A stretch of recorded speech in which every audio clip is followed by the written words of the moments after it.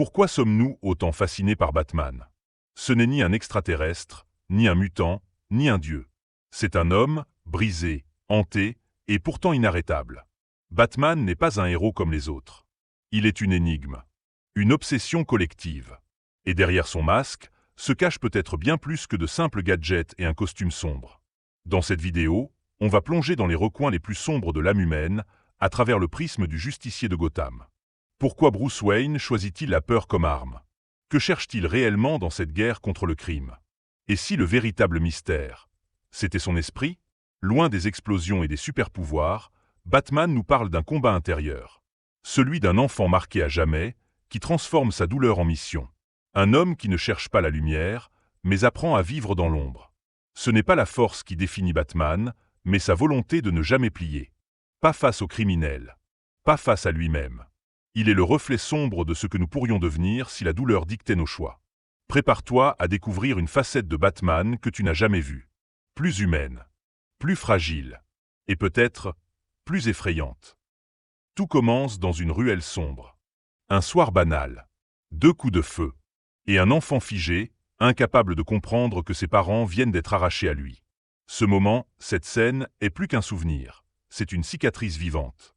Le meurtre de Thomas et Martha Wayne n'est pas seulement un drame personnel, c'est l'acte fondateur de Batman. Bruce Wayne ne devient pas Batman pour sauver le monde.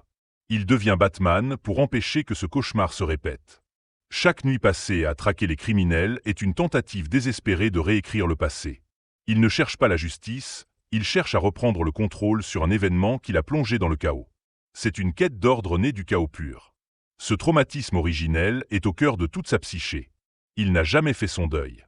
Il n'a jamais accepté. Au lieu de fuir la douleur, il l'embrasse.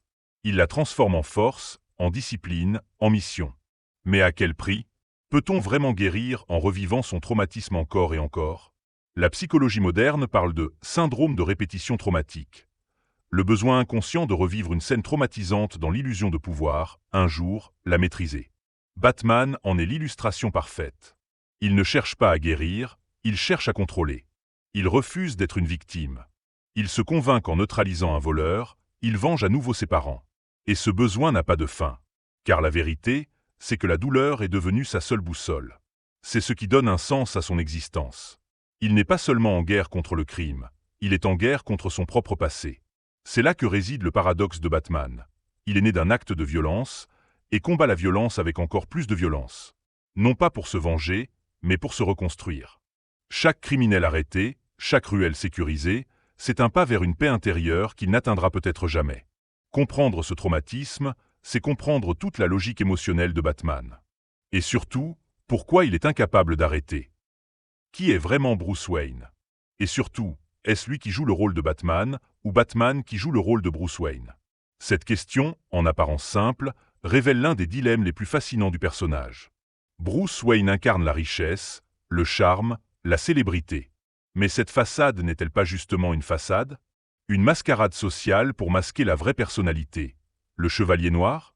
Pour beaucoup, Batman n'est pas un déguisement, mais sa véritable identité. Bruce Wayne serait alors le masque. C'est dans cette inversion que réside tout le trouble. La nuit, il se sent vivant. Le costume n'est pas un outil, c'est une seconde peau. Il ne joue pas un rôle, il devient lui-même. À tel point que lorsqu'il est forcé d'être Bruce en public, il joue. Il ment. Il sourit. Mais il n'est pas lui. Cette fracture identitaire n'est pas sans conséquence. Elle révèle un trouble dissociatif latent. Il divise sa vie entre 2 réalités, 2 codes moraux, 2 modes de fonctionnement. Batman est obsessionnel, méthodique, intransigeant. Bruce est frivole, mondain, distant. Mais l'un nourrit l'autre. Ils coexistent dans une tension permanente. Dans certaines interprétations, notamment dans les comics les plus sombres, Bruce n'existe plus vraiment. Il n'est qu'un souvenir. Un outil de camouflage. Batman a pris toute la place. Et ce glissement, cette perte de soi, c'est ce qui rend le personnage si tragique. Car derrière la force, il y a une peur profonde, celle de ne plus savoir qui il est. De devenir prisonnier du rôle qu'il s'est créé. D'oublier pourquoi il a commencé. Et si c'était ça, le vrai danger pour Batman? Non pas les criminels, mais lui-même. Il ne lutte pas seulement contre le crime.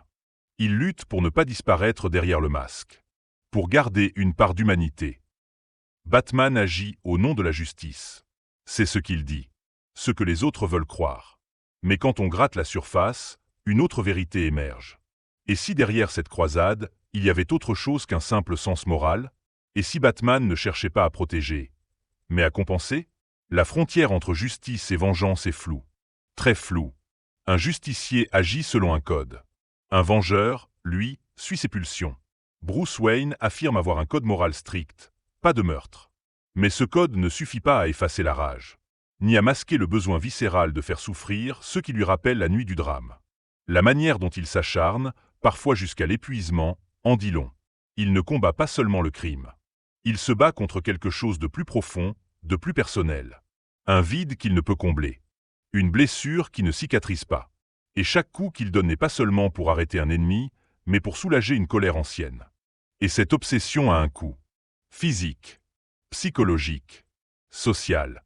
Il sacrifie tout, sa santé, ses relations, son avenir. Pourquoi? Parce que cette mission lui donne une raison d'exister. Elle remplit un trou béant que ni l'amour, ni l'argent, ni la reconnaissance ne peuvent combler. Elle est son anesthésiant, sa drogue. C'est là que la question devient troublante. S'il avait attrapé le tueur de ses parents, aurait-il arrêté? Ou bien aurait-il continué, trouvant une nouvelle cible, une nouvelle excuse, pour nourrir cette soif? Peut-être que la justice n'est qu'un prétexte pour continuer à se battre, encore et encore. Batman est peut-être le héros le plus dangereux, parce qu'il croit que ce qu'il fait est juste. Mais ce qu'il fait, il le fait avant tout pour lui. Pour ne pas s'effondrer. Pour survivre. Et peut-être même, pour se punir. La justice est son masque. La vengeance, sa vérité. Batman est seul. C'est l'un des aspects les plus marquants du personnage. Il s'entoure parfois d'alliés, comme Robin, Gordon ou Alfred, mais il garde toujours ses distances. Il ne se permet pas d'aimer, de se relâcher, de partager son fardeau. Parce qu'il croit que pour être efficace, il doit être seul. Ce choix n'est pas une stratégie, c'est une conséquence. Il est persuadé que la solitude est le prix de sa mission. Il renonce à sa propre vie pour protéger celle des autres. Il sacrifie l'intimité, la stabilité, le bonheur. Et ce sacrifice devient une vertu à ses yeux. Presque une religion.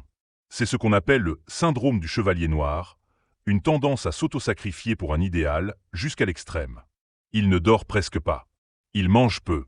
Il s'impose une discipline militaire, une surveillance constante.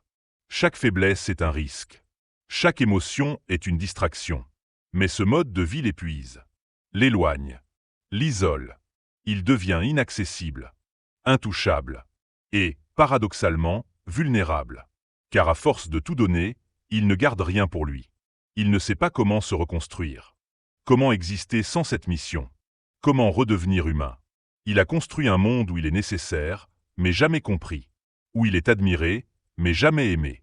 Et il accepte cet isolement comme une forme d'expiation. Sa solitude n'est pas seulement un bouclier, c'est aussi une punition. Inconsciemment, il se condamne à souffrir. Il se prive de toute forme de réconfort, parce qu'il pense ne pas le mériter. Et plus le temps passe, plus ce sacrifice devient sa seule identité. Il ne peut plus s'en extraire. Gotham a besoin de lui. Mais lui, de quoi a-t-il besoin? De paix?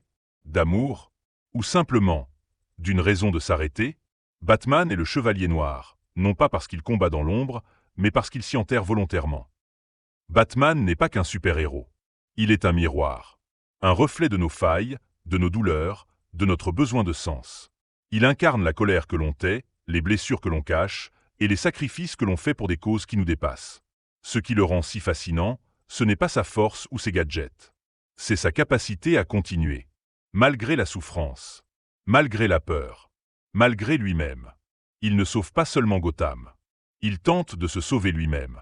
Mais dans ce combat, il y a une vérité troublante. Plus il lutte, plus il s'éloigne de ce qu'il voulait protéger. Sa guerre contre le mal le transforme, lentement, en une figure presque aussi sombre que celle qu'il combat. Et c'est là que Batman nous touche, parce qu'il pose la question que beaucoup fuient. Que devient-on quand on sacrifie tout pour une cause? Et si, derrière nos idéaux, il y avait des douleurs non guéries?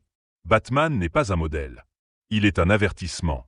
Un rappel que même les héros ont besoin de guérir. Si cette plongée dans la psyché de Batman t'a parlé, abonne-toi à la chaîne et laisse un like pour plus d'analyses sombres et puissantes.